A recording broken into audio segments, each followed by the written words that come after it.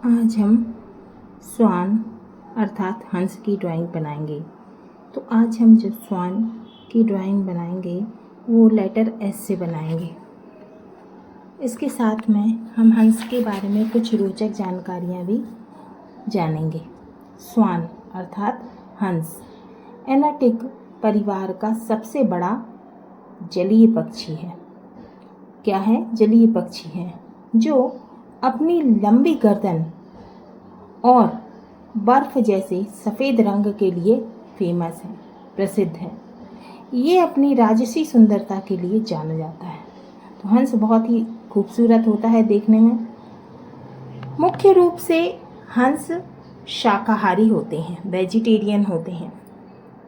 जीवन भर वे एक ही साथी के साथ में रहते हैं।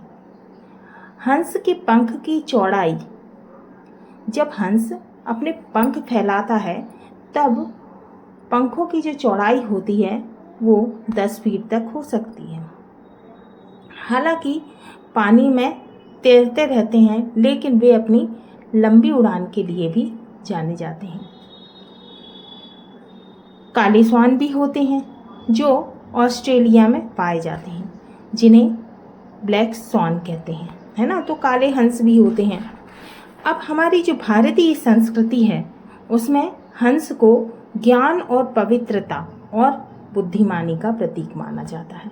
किसका प्रतीक माना जाता है? हमारी भारतीय संस्कृति में हंस को ज्ञान और पवित्रता का और बुद्धिमानी का। तो हमारी जो माता सरस्वती हैं, हमारी जो देवी माता सरस्वती हैं, उनका वाहन भी हंस है।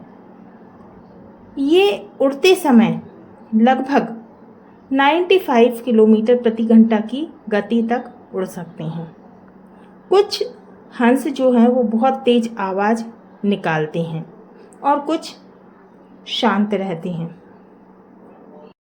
अब जो शांत रहते हैं हंस, उनको म्यूट स्वान भी कहते हैं, क्योंकि वो अपनी शांति के लिए प्रसिद्ध होते हैं। अब इनके बारे में रोचक तथ्य भी हैं। कहा जाता है कि जो हंस होता है दूध का दूध, पानी का पानी कर देता है, मतलब दूध को पानी से अलग कर देता है।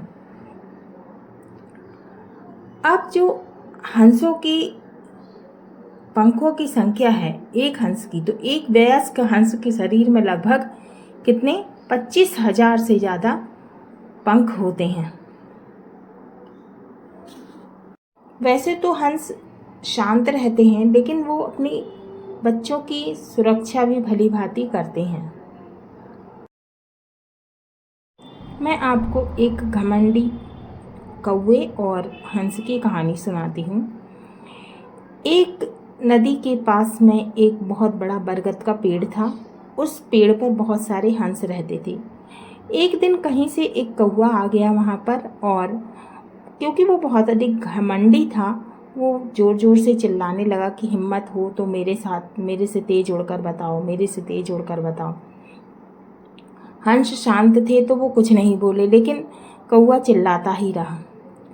अब उन हंसों में से एक छोटा बच्चा हंस था, तो वो तंग हो गया उस कौवे से। तो उसने कहा कि चलो ठीक है, मैं तुम्हारे साथ में उड़ने के लिए तैयार हूँ। अब हंस तो बहुत तेज़ उड़ते हैं।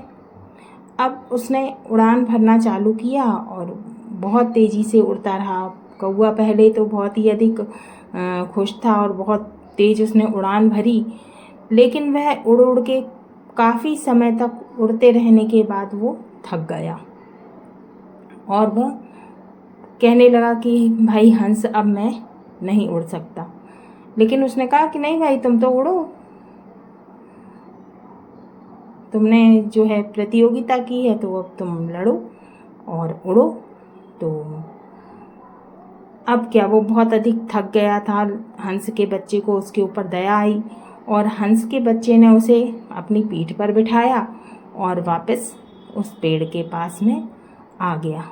और कौवे ने फिर बाद में जितने हंस थे उन सभी से क्षमा मांगी।